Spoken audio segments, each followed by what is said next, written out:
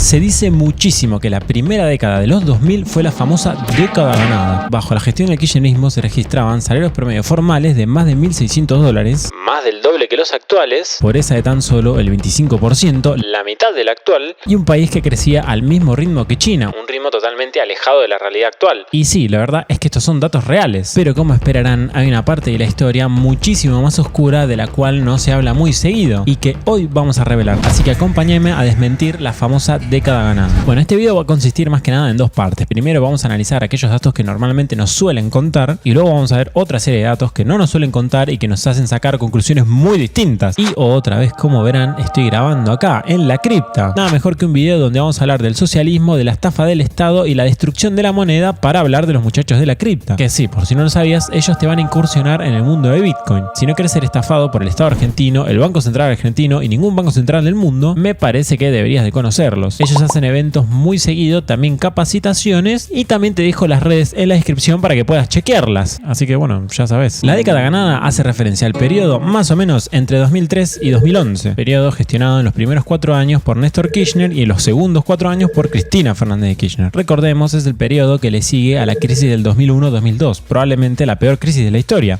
argentina. Durante los peores momentos de esa crisis, la pobreza superaba el 60%, hasta que una vez que asume Néstor Kirchner, para el final de su mandato deja la pobreza en más o menos el 37% aproximadamente. El momento en el que asume Cristina Fernández de Kirchner y deja la pobreza para el fin de su mandato en más o menos el 26%, consolidando entre los dos durante la década ganada una baja de la pobreza de más de 30 puntos, una bestialidad. Esta mejora de las condiciones de vida fue generada por el aumento de los salarios que se dio en dicho periodo. El salario real durante estos años prácticamente se duplicó y medido en dólares se multiplicó por 5. Además, el desempleo pasó de casi un 20% hasta un número alrededor del 7%, que es más o menos el nivel de desempleo actual del primer trimestre de 2024, que en realidad todo esto no es más que el resultado del crecimiento económico brutal que se vivió durante esos años, con un crecimiento anual promedio que, si quitamos la crisis del 2008, ronda el 8%, acumulando durante esos 8 años un crecimiento acumulado del 70%, un ritmo de crecimiento totalmente demencial y récord en Argentina. Además de que la deuda pasaba a estar rondando el 100% del PBI en 2004 a estar alrededor del 40% del PBI en 2011. Pero ¿fue tanto en realidad? Bueno, acá entramos en la segunda parte del video, donde vemos que tampoco era para tanto. Hay dos motivos que explican el crecimiento económico tan acelerado que tuvo el país durante esos años. El primero es que el país venía de la peor crisis de su historia. La pobreza tocó techos jamás alcanzados por el país, los salarios estaban en un nivel paupérrimo y el desempleo también tocaba números récord. Duhalde, el presidente, durante los últimos años de la crisis, aplicó un feroz ajuste. Bajó el gasto público alrededor de 7 puntos del PBI, llevándolo del 36% al 29%. Además, aplicó la famosa devaluación que daba por finalizado el periodo de la convertibilidad. El peso pasó de valer $1 a casi $3, haciendo que los salarios argentinos en solamente un par de meses pasen a perder 2/3 de su valor en dólares, por lo que el gobierno de Duhalde dejaba un país súper barato, donde con solamente unos pocos dólares se podía contratar a mucha gente y financiar inversiones muy grandes, además de un estado con gastos equilibrados y superávit que tenía los pergaminos suficientes para posteriormente afrontar el problema de deuda que tenía el país. O sea, básicamente el default que le dejaron. O sea, la década ganada fue el momento exactamente posterior a la finalización de la peor crisis de la historia argentina. O sea que las medidas para salir de la crisis ya habían sido tomadas. Y siempre que sucede esto, lo que viene en los años posteriores es un rebote económico, igual que pasó en el rebote de 2021 y 2022 en relación a la caída económica del 2020. Aunque estos rebotes es verdad que no suelen durar más de 2 o 3 años. Sin embargo, Argentina estuvo creciendo a más del 8% durante 8 años. Y acá es donde entra el segundo motivo. Resulta que durante ese periodo, justamente principios de los 2000, se dio el famoso boom de las commodities. Resulta que, resumidamente, principalmente China estaba registrando un crecimiento económico totalmente fenomenal. Y claro, como China no es una economía pequeña, sino que es una economía enorme, las cosas que suceden ahí afectan al resto del planeta. Entonces, ¿qué pasó? Bueno, como la industria china estaba creciendo mucho, demandaba mucha cantidad de materia prima, haciendo que esta suba de precio. ¿Quiénes son los productores de materia prima? Bueno, entre otros, justamente los latinoamericanos. Toda LATAM experimentó un crecimiento económico gigantesco durante estos años y Argentina no fue la excepción. Y luego, llegando más o menos al año 2010, 2011, 2012, que las commodities, o sea, las materias primas que habían subido de precio producto del crecimiento de la industria de China y que ayudaban a los latinoamericanos, resulta que, bueno, cayeron de precio. LATAM dejaba de tener unos términos de intercambio internacionales tan buenos, dejaba de estar tan beneficiada por el contexto internacional y el crecimiento económico en dicha región se apagaba y, de nuevo, Argentina no fue la excepción. Pero lo que sucede es que si nosotros agarramos y miramos este ciclo 2000-2019, si nos fijamos en este este gráfico, Argentina es el tercer país que menos creció. Repito, de todos los países que están en este gráfico, Argentina es el tercer peor. Es una locura. ¿Por qué? Bueno, porque en la famosa década ganada, a diferencia de otros países como por ejemplo Uruguay, Argentina se encargó de destruir por completo el equilibrio macroeconómico y de mermar cualquier posibilidad de que su economía crezca en un futuro. Lo que sucedió fue lo siguiente. Como dijimos, el gobierno recibió un estado relativamente pequeño, de un 29% del PBI, que llegó incluso a tocar un mínimo del 27% del PBI en 2004. Además, el ahorro del sector privado, por el ajuste que realizó Duhalde en términos del PBI, prácticamente se había duplicado. O sea, había un montón de guita disponible en el país para ser invertida, que más el rebote económico post-crisis que iba a sufrir el país, que más los buenos términos de intercambio internacionales que estaban sucediendo en ese momento, harían crecer brutalmente la economía de los salarios argentinos. Pero claro, el gobierno, como todo gobierno socialista, fue aumentando poco a poco el gasto público. En realidad no fue poco a poco, fue un montón. Durante los primeros 4 años, el gobierno de Néstor Kirchner lo llevaba de 27 puntos del PBI a 32 puntos del PBI. Un aumento considerable, pero con Cristina esto se fue a la mierda y el descenso a la locura fue total, llevando el gasto público a un récord histórico del 40% del PBI. El brutal incremento de impuestos llevado a cabo para financiar este gasto público totalmente demente incrementó demasiado los costos del sector privado, además de que los impuestos que se cobraban dejaban de ser los típicos IVA o impuesto a las ganancias y empezaban a aparecer un montón de impuestos distorsivos, como por ejemplo las famosas retenciones, convirtiendo a Argentina en único de los países de todo el mundo